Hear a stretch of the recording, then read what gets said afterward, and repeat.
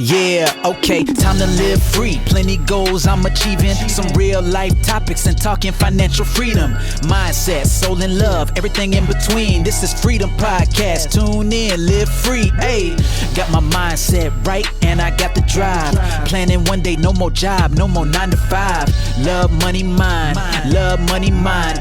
This is freedom. Tune in, cause it's going down. Woo!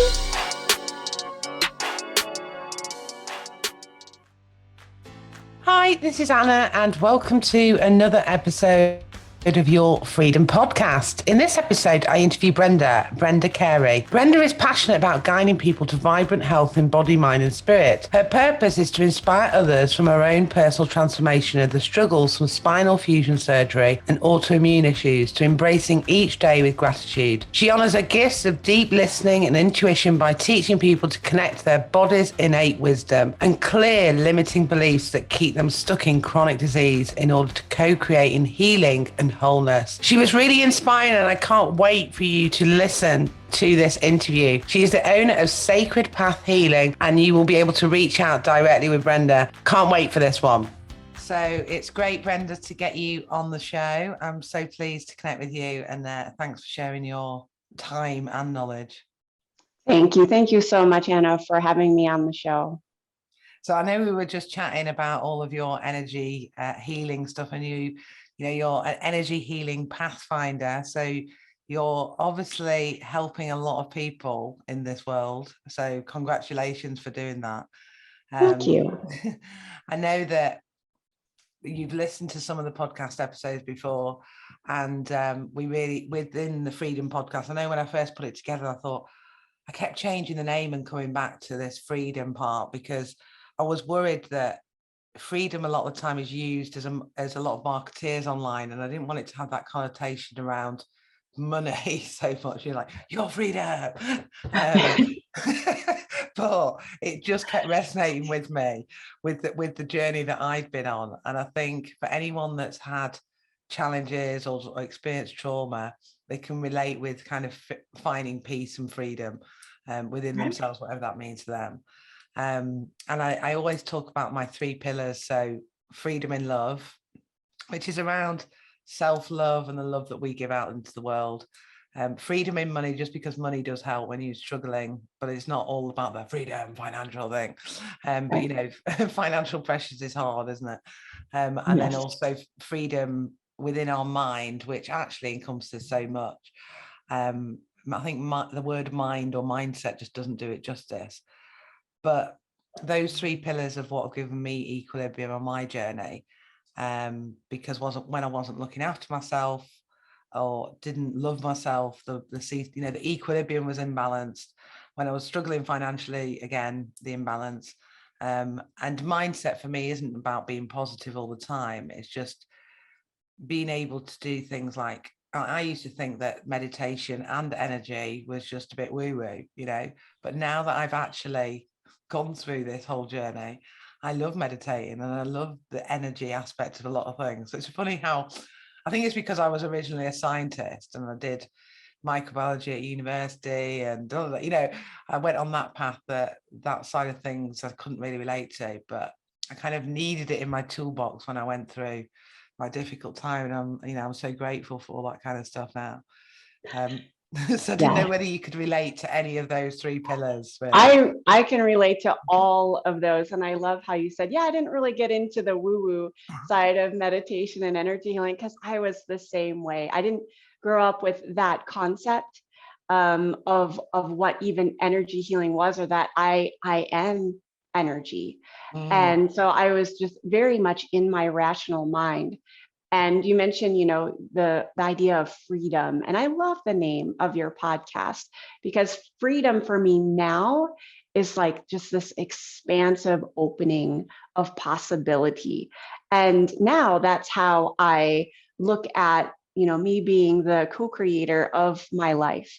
I can't say I was always like that. Similar to you, had different traumas, mine more health related. When I was very young, I was diagnosed with a spinal condition called scoliosis. And it's a curvature of the spine, which eventually needed to be corrected by putting metal rods in my spine at 19. Wow. And the trauma of the surgery that I was not expecting. And also what I think isn't addressed is, yes, there's definitely a physical component to that, but the mental, emotional, I didn't really realize how I had downloaded these beliefs from well-meaning doctors. I'm not trying to put any kind of blame on them, but as an adolescent, they were telling me, well, there's something wrong with your spine. Your spine needs to be fixed. And I internalized that as, well, there's something wrong with me. Yeah. And I need to be fixed. And so I took that sort of subconscious programming into most of my 20s. And so my outlook on life, my relationships to other people, where there's something wrong with me and I need to be fixed, was so subconscious. I didn't even realize that that was the perception that I viewed my whole life and how I made decisions from. Yeah. Because, and I think when we become an official adult at 18, we've not really grown up, have we? Like, you can absorb that, like you say, you can absorb that from medical professionals saying that, whereas actually probably now you've obviously done a lot of work within that space, but you would have a more mature outlook at things. Yes. And life experience. So I can see how that would have impacted you at such an early age, really. Yes. And I didn't feel free within my own body. It's like for me, the opposite of our freedom is like this place of contraction and almost like tunnel vision for the mind. Like we are just in survival mode because we're just trying to figure out each day and to even entertain the idea that I have choice and I can expand those choices into a greater possibility just wasn't even in my wheelhouse.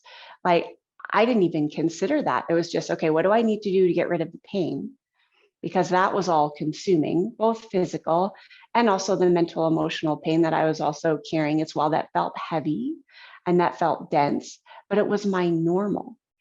And I think that realization of, this denseness, this heaviness has now become what feels normal for me in my day-to-day life.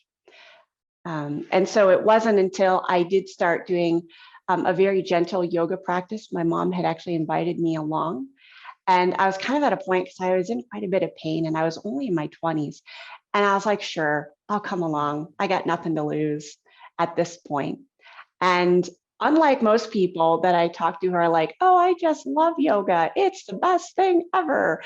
I was like miserable throughout the whole class. And it wasn't so much the physical movement, although that was really key for me because I had checked out of my physical body for so many years. I just didn't want to deal with what was going on along my spine. So I just became all about my mind. But I realized how overactive my mind was. And I believed that I was every single thought that floated through. And so yoga provided me, although I didn't know it at the time, this space, which we talked about earlier about meditation. And initially I too was like, no way am I ever going to be able to sit and be with all those thoughts. That just seems like way too much for anyone to take in. But it did give me short snippets of space, that feeling of expansion, that it was possible for me to realize, oh, maybe I'm not those thoughts. Maybe I'm not that negative self-talk that says I'm not enough, that I need to be fixed. And so that was that slow and gradual transition over many years. Yeah, absolutely. That's really interesting. And so, and what were you doing? Like, what were you doing with your, like, because obviously you're doing the healing stuff now. What were you doing sort of for work and stuff at the time? Like, just interested to see how your life has transformed. At the time, I've always been an educator of some sort. I started in the public schools. Eventually, I transitioned into other modes of teaching through a nonprofit where I taught volunteers, just proper etiquette because we served on the Navajo reservation here in the United States. Right. And I loved that job, and I learned so much about how that was really sort of one of the key points of how spirit is healing. And spirit, I mean, in a very broad sense, whether you call it spirit, universe, God. I feel like the vocabulary kind of gets people a little confused, but just this greater source of energy. And I was able to participate in some of their healing ceremonies, which was unusual for a white American woman as myself. And just to see that healing was well beyond what, the traditional Western medicine that I was used to, that there was this whole other realm that I could tap into and plug into this greater source. So unbeknownst to me, that was kind of this start of looking at healing in a very different light. Yeah, absolutely. And so I know that you also mentioned about the autoimmune. Didn't you have an autoimmune condition? I did. Fast forward a little bit, and Oh, it's somewhat sorry. If there's related. anything you're missing out, don't let me. That's okay. It ties in. Fast forward a little bit, because it is somewhat related to the spinal condition, because my spine is fused, so it has very little mobility, and it does affect my digestive organs. So when I was pregnant with my second daughter, I mean, as many women, they don't feel well. And I was told by, a very caring midwife that said, just wait till the baby's born. It'll go back to normal. Your digestion, your energy levels, it'll be fine. Just wait. So I did. And it actually got worse. Right. And it got to a point where I started losing too much weight and just didn't have any energy to do anything and care for. At the time, my oldest was a toddler and a newborn. And I just could feel the energy literally draining out of me. Yeah. And eventually that was diagnosed as actually multiple digestive autoimmune conditions. It wasn't just one. So it was kind of this layered condition. And doctors were a little bit, they kind of didn't know what to do. I went through the traditional Western medicine protocol of antibiotics and proton pump inhibitors and did all the things with either maybe a slight improvement for a little while, or actually sometimes it made it worse. Yeah. And so that's when I looked at my practices of being a yoga teacher. I also studied Reiki. I'm a Reiki Master, and some of the practices that I learned from the Navajo people, and realized, okay, my healing is going to now look very different from what traditional medicine is providing me. And that led me down what I call my sacred path. And as we know, paths are never like this linear, straight up the mountain kind of thing, even though we would really want it to be. But it was this very windy path where, okay, some alternative methods worked for me, some did not. But the one thing that I knew needed healing were these subconscious beliefs of, I need to be fixed and there's something wrong with me. Yeah. Because that just fueled the autoimmune condition. It gave it like a fieriness and a power. And those thoughts were actually serving the condition. I didn't see that at the time. And this enters in meditation with some energy healing techniques that I learned from Reiki, from traditional Chinese medicine, from some other sources that I had studied from, and basically created my own path to healing. Brilliant. Yeah. So is that what you do within your work now, within the sort of like helping people Yes. find the path of the healing? Yeah. So I get the absolute privilege of helping women find their own inspired path to healing. And it looks different for each person. There are different keys or different directions that we can use. Some of them, yes, involving movement. Doesn't even necessarily need to be yoga, but embodying being in our body is such a great communicator. Looking at pain as a message as opposed to just something I need to fix, Yeah. is a big shift in awareness, because there are usually certain patterns. And I get it. Our human mind it's designed to avoid pain. I mean, at all costs sometimes. And so that's how we're designed. But to enter in possibility and sit with, what's the message that the physical pain is trying to get my attention to? And just knowing that we do have this internal compass or guidance system within us, and that we can tap into that. Yeah. I think sometimes as well, like as you were saying that, I was thinking about like times where I've done like self-sabotage myself to protect, I think to protect yourself, you know, because you're like fear of rejection or something, you know. Oh, sure. And I think a lot of our beliefs can be limiting, can't they, that have stemmed, sometimes we're not even aware that we have them, because it's been ground in from when we were younger, and it's a habit in a way that we have these certain beliefs. It's only when we try and challenge ourselves or try and do something, we realize, oh, something's stop. I've got a block. There's a discomfort. There's something that's stopping me moving forward. Because I don't know if any of the episodes that you listen to, if you've heard me talk about belief coding, because there's a lady that I've followed for a while and done some work around that. Might be something you're quite interested in looking at. Yeah, I'll definitely look for that.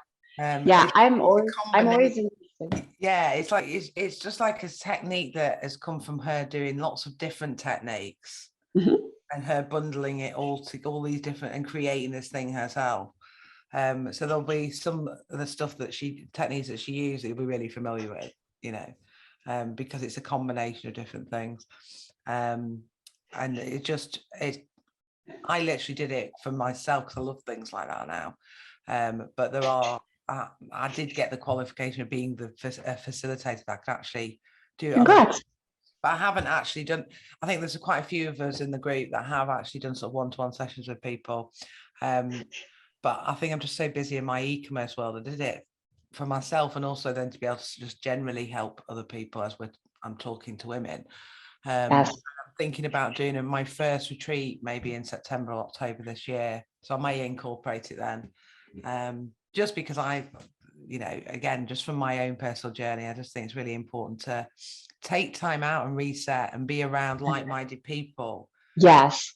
Help you, you know what I mean? And I love how you think in terms of expansion and possibility. And, I think of that as for, any entrepreneur, that is, such great fuel to open us up to expansion. But when we are stuck in those limiting beliefs, it's even hard to imagine a retreat or taking a training. And yes, for me, energy healing techniques, I've used various ones like emotional freedom technique, different acupressure points, work with Donna Eden and her work with energy medicine. And I pulled from all these different traditions to help clear those self-limiting beliefs. And it's kind of like a layer of an onion, right? Yeah. So we clear one, and then, this other one pops up.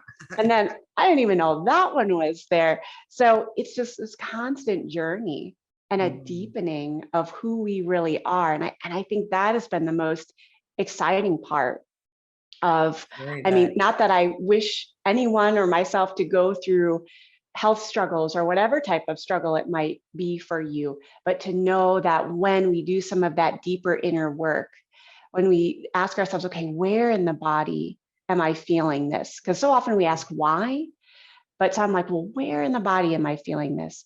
Am I really breathing fully? I think most of us do not breathe properly. We're breathing too shallow. We're not expanding. Like when we expand our breath, we expand the energy out. We're also getting more oxygen to our brain, as a more scientific fact there. But just these simple things that we can do within our body and with our mind to shift into this idea of freedom. Like what would life look like? What do I want it to feel like? Yeah. And to dream big. That's what I tell the women in my Inspired Living group. Like, how would you dream big? Don't worry about the details. you know, but when we plug into that higher source, universe, God, whatever you want to call it, like the details do work themselves out.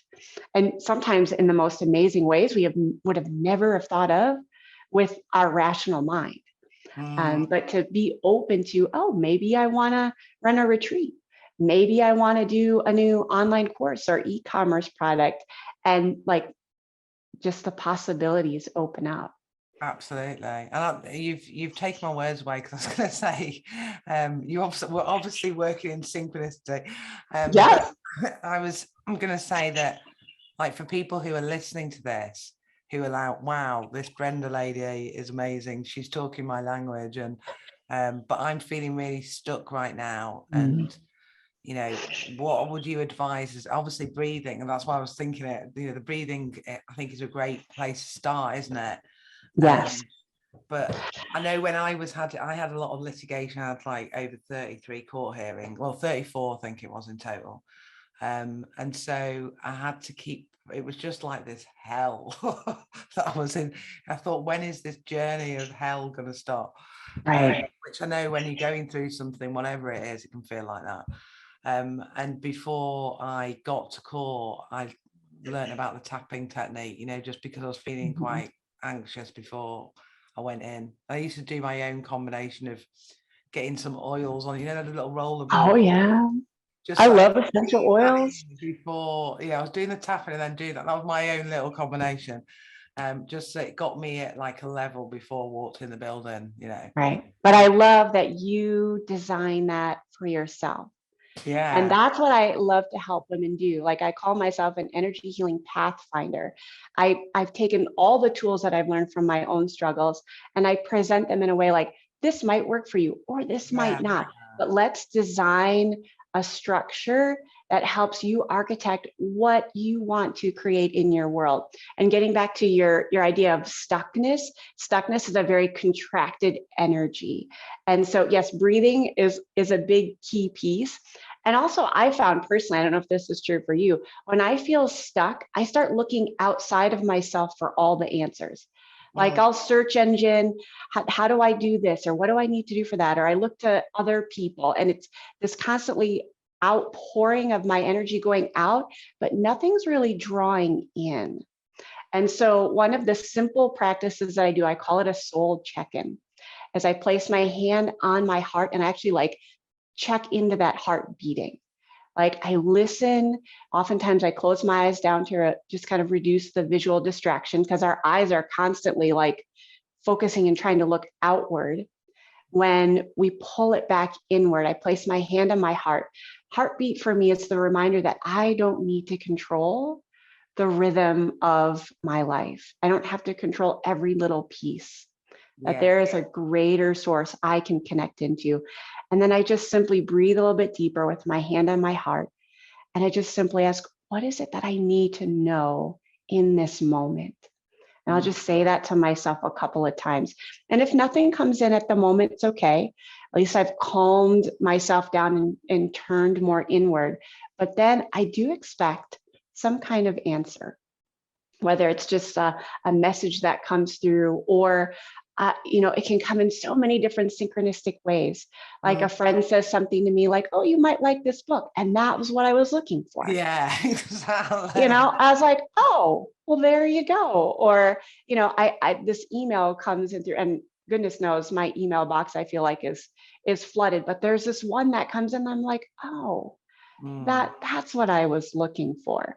And so it does draw in when we pull in and just kind of loosen the outward distractions, even if just for, you know, a couple of minutes, we can draw it more inward. And the answers and solutions are there.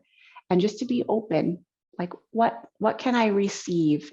And being in that energy of receivership, as opposed to women, oh my goodness, we are notoriously giving, pouring out. And then we're tired and we're drained, and we're like, oh my gosh, how am I going to get through the next day? This is just day one. Isn't it? It's stopping and pausing. Because when I wasn't sleeping very well, I got into this routine of having a bath before I went to bed. So I was trying everything, you know. and using oils and, you know, having candles and having magnesium salt in there and just having this sort of wind down time. But what's interesting is I got into that habit, and habits stick, don't they? And I still do it now. Yes. Even though I can sleep now, it's like if I've had a busy evening and I end up having a quick shower, I feel cheated. I really want my long bath. I'm like, I haven't got time for all that. You know, end up staying in there for ages. But it's just what I love about it is it's that pause. Yeah, it helps me sort of wind down from the day. Yes. I think that's a great what you suggested for people to just pause in that moment and just.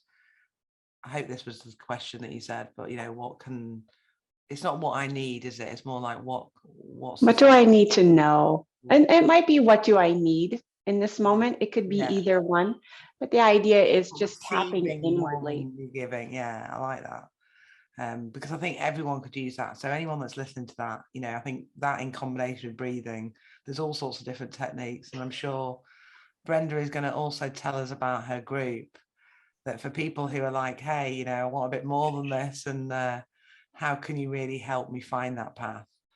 Yes. Tell us. Well, I am the owner. It's called Sacred Path Healing. And I do use different holistic modalities to co-create healing and wholeness. I have a women's group. It's called Inspired Living. And that is truly my hope. And I feel like my calling in this lifetime is to help women create a sacred path, one that feels aligned to what they want to put out into the world. But we need to do that with certain rhythms that we see in our body, in our mind, to connect to that greater divine source and our power.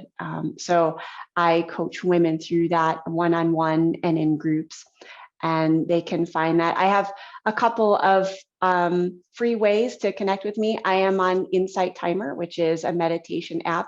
I have several meditations on there. One of them, that soul check-in, is one of those short guided meditations. So if you feel like you needed to be guided through that, please check that out, along with many others that I have. Can we put the link of that in our show notes? Sure. Yeah. I love that. And then connecting with me. What's the app called again? Insight Timer. Like Insight Timer. Yeah. It's an amazing. Check it out. I'm thinking myself, yeah, you know. It's amazing. I mean, that was one of the key habits that I learned to keep me on a consistent meditation practice. And they have just about every type of meditation you can think of on there, and it's free. At least like the basic, which is huge, is free. So you can find me under Brenda Carey, under Insight Timer, and many other amazing teachers. And then connect with me through my website, which is Sacred Path Yoga and Reiki. And I have a free, I'm calling it mini course on your journey to abundant energy. Because what I most hear, mostly women, but some men complain about, is I'm just so tired. Like, I just feel drained and depleted. And then these are 4 what I call different directions, maybe things you haven't heard of before. Because most people say, oh, just get more sleep, just put yourself to bed earlier. And I'm like, that doesn't always work for people. And they're practiced throughout the day to help our whole body and mind be ready to relax and to feel that earth energy pull us down into sleep. But these are just some different alternatives that I've learned from energy healing and from breath work that can help us have energy during the day, and then also prepare us to sleep well in the evening. Brilliant. That sounds absolutely awesome. I'm going to go and check it out. And so I think anyone that's listening to this, go and check out the Insight app. Is it Insight Timer? Sorry. That's okay. Timer. I got it wrong already. Insight Timer app with the meditations on, and also go and check out Brenda's free course that she's giving you. We'll put all the links.